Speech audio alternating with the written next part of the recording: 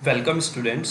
Engineers gateway के YouTube platform पर मैं ललित राठी आपका स्वागत करता हूं।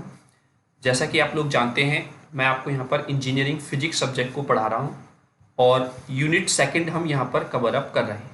यूनिट फर्स्ट हमारी कंप्लीट हो चुकी है विद न्यूमेरिकल्स। अगर आपने वीडियोज़ नहीं देखी हैं तो आप जाइए चैनल पे और वहाँ पर चेक कीजिए कि यूनिट फर्स्ट के जो टॉपिक्स हैं 1 बाय 1 वहाँ पर अपलोडेड हैं।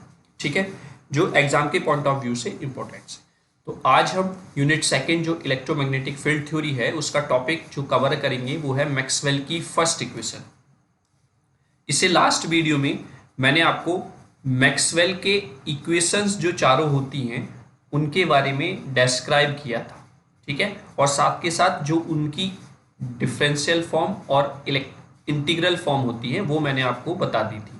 आज हम यहाँ पर मैक्सवेल की फर्स्ट इक्वेशन के बारे में सब कुछ जानने की कोशिश करेंगे। कैसे हम ड्राइव करते हैं मैक्सवेल की first equation in differential form, कैसे हम ड्राइव करते हैं मैक्सवेल की first equation in integral form, क्या उसका फिजिकल मीनिंग है मैक्सवेल की फर्स्ट इक्वेशन का, ये सब चीज़ हम कवर अप करने वाले हैं यहाँ पर।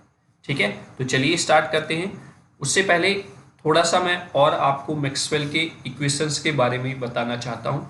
जैसा कि हम मैक्सवेल की इक्वेशन पढ़ रहे हैं और हमें यही ना पता हो कि मैक्सवेल की इक्वेशन का मेन इंपॉर्टेंस क्या है, तो फिर मैक्सवेल की इक्वेशन पढ़ने का कोई फायदा नहीं। ठीक है, तो इनको अच्छे से समझने के लिए हम पहले ये जान लेते हैं कि मैक्सवेल की जो इक्वेशंस है उनका मेन इंपॉर्टेंस क्या है। तो आप यहाँ पर देख भी रहेंगे हेडिंग कि what is the main importance of Maxwell equations. तो यहाँ पर लिखा हुआ है Maxwell equations give us the idea that a changing magnetic field always induced an electric field। यानी कि मैक्सवेल की इक्वेशंस जो हैं ये हमें एक आइडिया देती हैं कि change in magnetic field always induced करता है इलेक्ट्रिक फील्ड। यानी कि हम अगर मैग्नेटिक फील्ड में कोई चेंज करते हैं तो वो हमेशा इलेक्ट्रिक फील्ड को जनरेट करेगा। And a changing electric field always induced A magnetic field. और अगर हम इसका उल्टा देखें तो अगर हम इलेक्ट्रिक फील्ड में भी चेंज करते हैं तो वो भी आपका मैग्नेटिक फील्ड को इंड्यूस्ड करेगा। ठीक है, आगे क्या लिखा हुआ है, the Maxwell equation relates the parameters E D H we. यानी कि मैक्सवेल की जो इक्वेशंस हैं वो इलेक्ट्रिक फील्ड और मैग्नेटिक फील्ड से रिलेटेड जो पैरामीटर्स हैं उसमें एक रिलेशन बताते हैं या आपस में उनको रिलेट करता है। When one parameter is known, the other parameter can be easily calculated। यानी कि कहने का मतलब ये है कि अगर इनमें से कोई भी एक पैरामीटर दिया हुआ है तो अदर पैरामीटर्स को हम इजीली कैलकुलेट कर सकते हैं। In other words it is used to relate an electric field parameter with its equivalent magnetic field.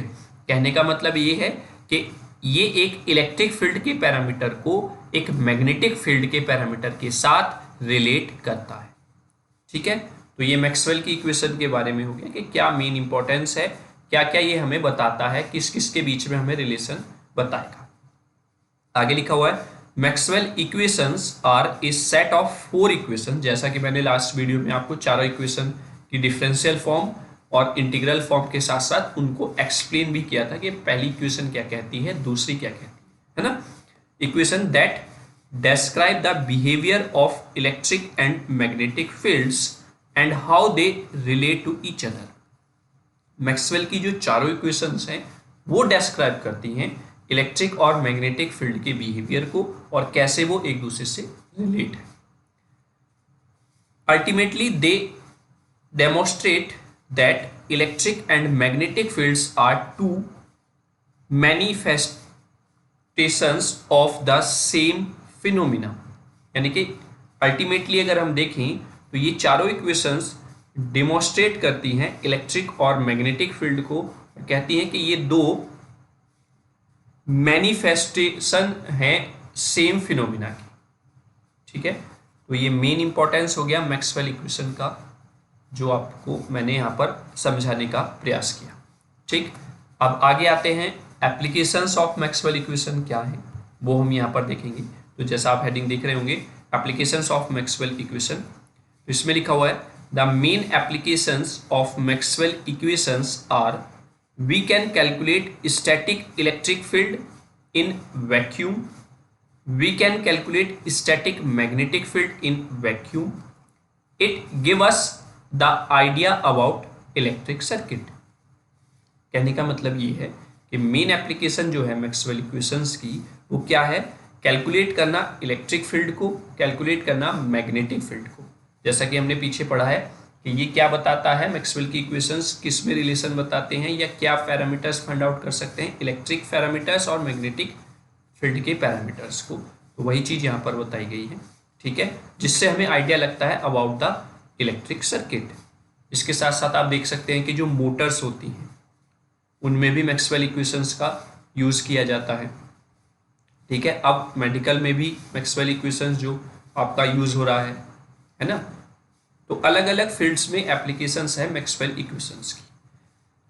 यहाँ पर एक छोटा सा क्वेश्चन लिखा हुआ है, which produce magnetic field according to Maxwell equations, यानी कि मैक्सवेल की इक्वेशन के अकॉर्डिंग अगर हम देखें तो वो कौन है जो मैग्नेटिक फील्ड को प्रोड्यूस करता है। तो यहाँ पर दिया हुआ है, according to Maxwell equations the displacement current can produce a magnetic field. Maxwell की इक्वेशन के अकॉर्डिंग अगर मैग्नेटिक फील्ड को कुछ कोई प्रोड्यूस करता है तो वो है डिस्प्लेसमेंट करंट। और डिस्प्लेसमेंट करंट का टॉपिक भी आपका यूट्यूब चैनल पर अपलोड है, आपने अगर नहीं देखा है तो वो जाकर आप देख सकते हैं, ठीक है। अब इससे पहले क्या था, earlier it was believed that only conduction current could induced magnetic field but Maxwell Ampere's law corrected. इससे पहले क्या था कि कंडक्शन करंट ही इंड्यूस करती है मैग्नेटिक फील्ड को, ये धारणा थी, लेकिन मैक्सवेल के एम्पेयर्स लॉ ने इस चीज को सही किया कि केवल कंडक्शन करंट ही नहीं, डिस्प्लेसमेंट करंट भी आपके मैग्नेटिक फील्ड को प्रोड्यूस करती है। Is that clear? तो आई होप मैक्सवेल की इक्वेशंस क्या होती हैं वो आपको समझ में आया, क्या एप्लीकेशन है। और एक ही छोटा सा क्वेश्चन जो हमने लेकर चले थे कि मैक्सवेल की इक्वेशंस के अकॉर्डिंग मैग्नेटिक फील्ड कैसे प्रोड्यूस होता है या कौन करता है, तो वो यहाँ पर क्लियर हुआ होगा। चलिए नेक्स्ट स्लाइड पे आ जाते हैं अब। तो अब जो हमारा टॉपिक है मैक्सवेल की फर्स्ट इक्वेशन, जिसको आज हमें कवर अप करना है, वो अब यहाँ पर हम देखते हैं। आज हम इसका डिफरेंशियल फॉर्म भी ड्राइव करेंगे और इसका इंटीग्रल फॉर्म भी हम ड्राइव करने वाले हैं। तो मैक्सवेल की फर्स्ट इक्वेशन जैसा कि मैंने पीछे भी एक्सप्लेन कर दिया है, फिर से मैं आपको। तो बच्चों जैसे कि मैक्सवेल की फर्स्ट इक्वेशन है उसको हम गॉसेस लॉ फॉर इलेक्ट्रिसिटी भी बोलते हैं। तो Gauss's law of for electricity ये क्या कहता है, it states that the electric flux phi across any closed surface is proportional to the net electric charge Q enclosed by a surface that is phi equals to Q upon epsilon naught. ठीक है, तो ये Maxwell की first equation है जिसको Gauss's law for electricity भी कहा जाता है। लेकिन इसकी जो डिफरेंशियल फॉर्म होती है वो होती है divergence of D equals to rho, या फिर हम उसी को लिख सकते हैं del dot D equals to rho. वहीं पर अगर इंटीग्रल फॉर्म देखें तो integration of closed surface D equals to volume integral of rho dB। ठीक है, तो यही चीज हमको प्रूफ करनी है in the form of electrical form and in the form of differential form. तो स्टार्ट करते हैं अपना। अब फिजिकल सिग्निफिकेंस क्या है मैक्सवेल फर्स्ट इक्वेशन का, कभी कभी 2 नंबर में पूछ लेता है कि write down the physical significance of Maxwell, कोई से भी इक्वेशन का पूछ लेगा, फर्स्ट, सेकंड, थर्ड या फोर्थ। तो जैसे जैसे हम अलग अलग इक्वेशन करेंगे तब आपको फिजिकल सिग्निफिकेंस वहां पर बताया जाएगा। तो यहाँ पर देख लेते हैं फिजिकल सिग्निफिकेंस क्या है मैक्सवेल की फर्स्ट इक्वेशन का। Maxwell first equation represent the Gauss's law of electrostatic for the static charge. तो ये आपका मैक्सवेल की फर्स्ट इक्वेशन का फिजिकल सिग्निफिकेंस हो जाता है, क्योंकि मैक्सवेल की फर्स्ट इक्वेशन रिप्रेजेंट करती है गॉसेस लॉ को ऑफ इलेक्ट्रोस्टैटिक, और वो भी किसके लिए, स्टैटिक चार्ज के लिए। ठीक, तो अब आ जाते हैं मैक्सवेल की first equation in differential form. यहां पर लिखा हुआ है when a thin dielectric sample is placed in a uniform electric field its molecule gets polarised. कहने का मतलब ये है कि अगर कोई एक थिन बहुत छोटा डाइलेक्ट्रिक सैंपल एक यूनिफॉर्म मैग्नेटिक फील्ड में रख दिया जाता है तो उसके जो मॉलिक्यूल होंगे वो क्या हो जाते हैं, पोलराइज्ड हो जाएंगे। Then let us suppose an imaginary and arbitrary closed surface, S हमने उसको माना, located inside such a dielectric.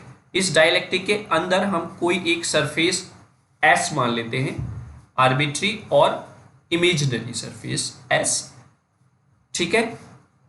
Then उसके बाद according to Gauss's law, Gauss's law का भी एक वीडियो अपलोड है हमारे चैनल पर, पहले आप उसको देख लीजिए, अच्छे से समझ लीजिए गॉसेस लॉ क्या होता है। देन आप देखेंगे अकॉर्डिंग टू गॉसेस लॉ यहाँ पर क्या हो जाएगा, surface integral of E equals to volume integral 1/ε0 bracket में रो प्लस रो पी और D B.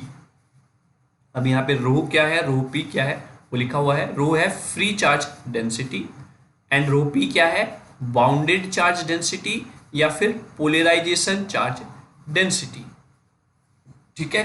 Free charge density को रो से इंडिकेट किया गया है, और जब आपके मॉलिक्यूल के सॉरी जो डाइलेक्ट्रिक मटेरियल है उसके मॉलिक्यूल्स पोलराइज्ड हो जाते हैं, देन रो पी क्या है, polarisation charge density.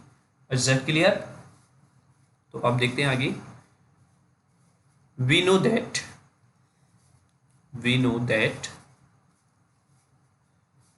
the polarization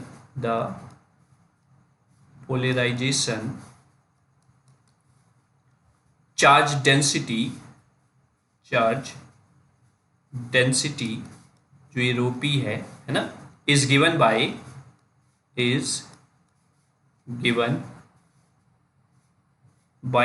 as लिखेंगे, given as rho P equals to minus divergence P vector के साथ। अब इस वैल्यू को हम मान लेते हैं, इस इक्वेशन को हमने फर्स्ट माना है और हम यहां पर पुट कर देंगे, putting into equation first, then we get surface integral of E vector D S equals to volume integral of 1/ε0 bracket rho minus divergence of vector P into D V, ठीक है। क्योंकि 1/ε0 कांस्टेंट है तो इसकी multiply हम इधर भी कर सकते हैं, that means surface integral of ε0 dot E vector dot D S equals to volume integral of rho minus divergence of vector P D V, ठीक है। Then put here equation number second. I hope यहाँ तक आपको कोई problem नहीं होगी कि हम कैसे यहाँ तक इक्वेशन सेकेंड तक पहुँचे, ठीक। अब हम क्या करेंगे, दोनों तरफ अगर सेम वॉल्यूम सेम इंटीग्रल हो जाए तो हम इंटीग्रल को फिर रिप्लेस कर सकते हैं। तो अब हम यहाँ पर थ्योरम लगाएंगे, डाइवर्जेंस थ्योरम। डाइवर्जेंस थ्योरम क्या कहती है वो मैं यहाँ पर लिख देता हूँ। According to divergence theorem, according to divergence theorem, यानी कि अगर सरफेस इंटीग्रल है किसी वेक्टर का तो वो चेंज हो जाएगा वॉल्यूम इंटीग्रल में with divergence of that vector into DV.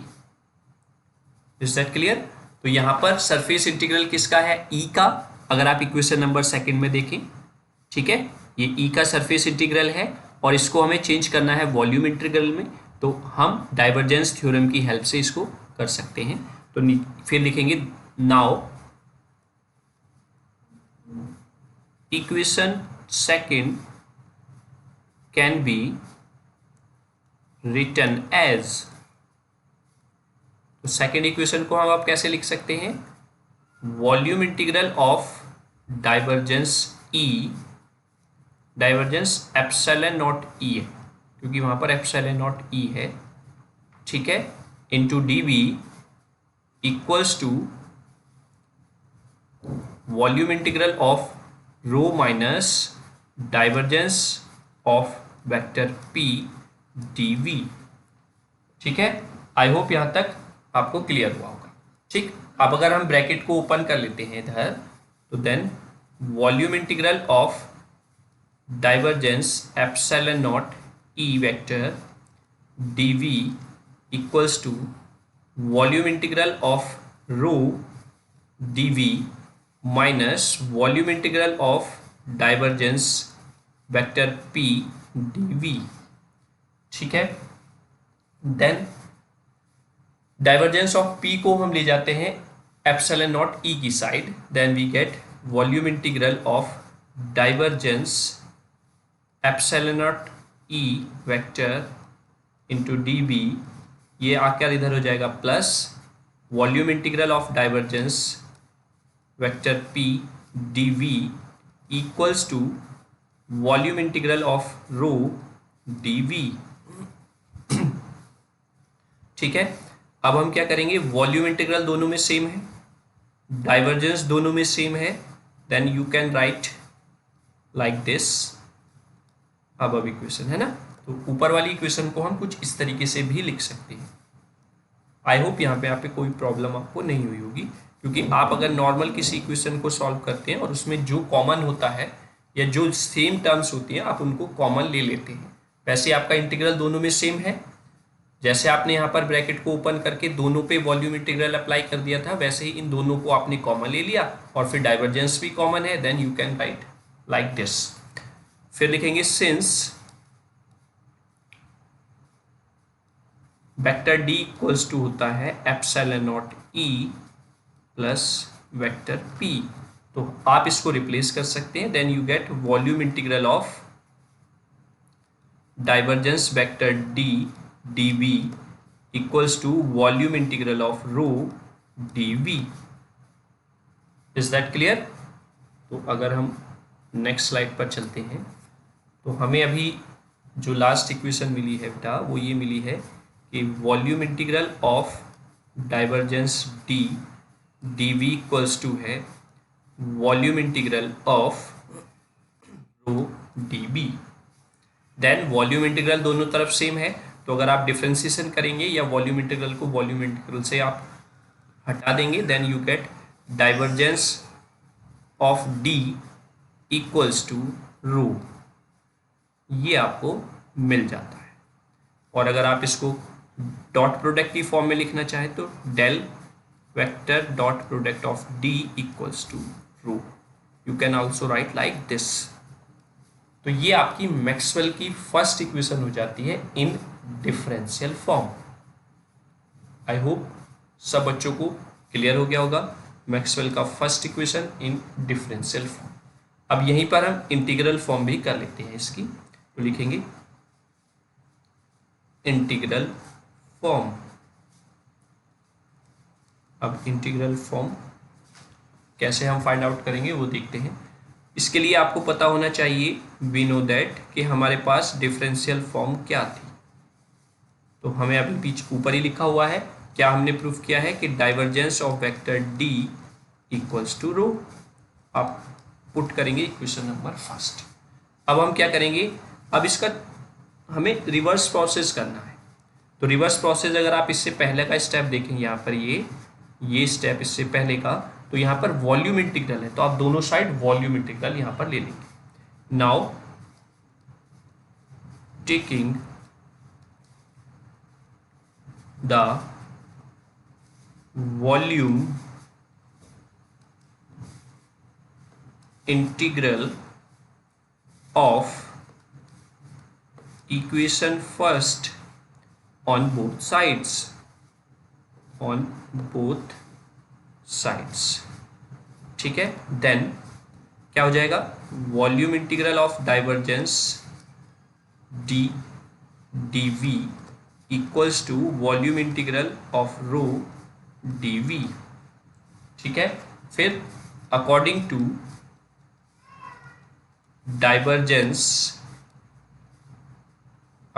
To divergence theorem, divergence theorem के अकॉर्डिंग अभी मैंने डिफरेंशियल फॉर्म में यूज किया है। सरफेस इंटीग्रल ऑफ कोई भी एक वेक्टर ले लीजिए A D S equals to volume integral of divergence vector A D V. तो अब आपकी जो ये इक्वेशन नंबर सेकंड है, इसको आप कैसे लिख सकते हैं?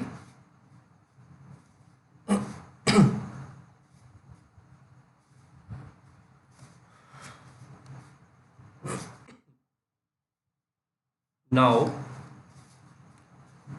Equation second can be written as, तो आप अगर इक्वेशन सेकंड में देखें तो स्टार्टिंग वाली जो टर्म है आपके पास ये वॉल्यूम इंटीग्रल है विद डाइवर्जेंस, तो आप इसको वॉल्यूम इंटीग्रल को according to divergence theorem change कर सकते हैं सरफेस इंटीग्रल में, तब आपको ये मिलेगा। तो हम लिखेंगे यहां पर अब सरफेस इंटीग्रल, अब आपके पास बचेगा केवल D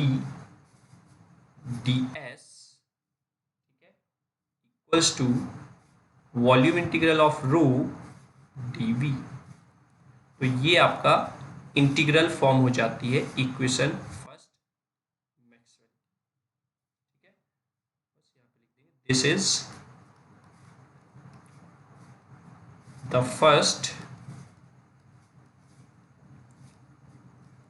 Maxwell equation into integral form. Integral form में आपकी मैक्सवेल की फर्स्ट इक्वेशन हो जाती है, ठीक है। आई होप मैक्सवेल की first equation in integral form and in differential form सभी बच्चों को अच्छे से क्लियर हुई। देखिए, डिफरेंशियल फॉर्म के साथ साथ इंटीग्रल फॉर्म दोनों एक साथ कराने का मोटिव यही था कि दोनों आपको एक दूसरे से रिलेट करके इजीली समझ में आ जाए, ठीक है। क्योंकि आपने यहाँ पर देखा होगा जब हमने डिफरेंशियल फॉर्म फाइंड आउट कर ली तो उसी को हमने माना वी नो दैट, आपने डिफरेंशियल फॉर्म लिख ली, फिर आप इस डिफरेंशियल फॉर्म को फाइंड आउट करने से एक स्टेप ऊपर क्या किया आपने, हमने वॉल्यूम इंटीग्रल्स को रिप्लेस किया था। तो हमने क्या किया, इसी इक्वेशन का दोनों साइड वॉल्यूम इंटीग्रल ले लिया। अब दोनों साइड वॉल्यूम इंटीग्रल कैसे आया था, उसी थ्योरम का यूज करके हमने उस एक साइड के वॉल्यूम इंटीग्रल को हटा दिया, रिप्लेस कर दिया। तो इससे आपको इजी हो जाएंगी दोनों इक्वेशंस याद करना, डिफरेंशियल फॉर्म भी और इंटीग्रल फॉर्म, ठीक है। आपको कंफ्यूजन नहीं होगा। अगर हम एक ही साथ डिफरेंशियल करा देते फिर लास्ट में इंटीग्रल फॉर्म कराते तो आपको रिलेट नहीं हो पाता कि आपने डिफरेंशियल फॉर्म कैसे गेन की थी, ठीक है। यही मोटिव है कि डिफरेंशियल फॉर्म के साथ साथ इंटीग्रल फॉर्म भी हम यहाँ पर करा रहे हैं, और आगे भी जो चारों इक्वेशंस है, बची हुई 3 इक्वेशन है, उन सब के लिए हम कराएंगे, ठीक है। तो बच्चों, आपको लेक्चर कैसा लगा उसके लिए आप हमें कमेंट बॉक्स के माध्यम से ज़रूर बताएं, ठीक है। अगर सेशन अच्छा लगा है तो आप सेशन को लाइक करें, अपने जानने वाले अपने दोस्त या अपने कलीग के साथ चैनल को शेयर भी करें, और अगर अभी आप इस चैनल को सब्सक्राइब नहीं किया है तो चैनल को आप सब्सक्राइब जरूर कर लें, ठीक है। चलिए, इंजीनियर्स गेटवे से जुड़े रहने के लिए और अपना विश्वास दिखाने के लिए आपका थैंक यू। जय हिंद, जय भारत।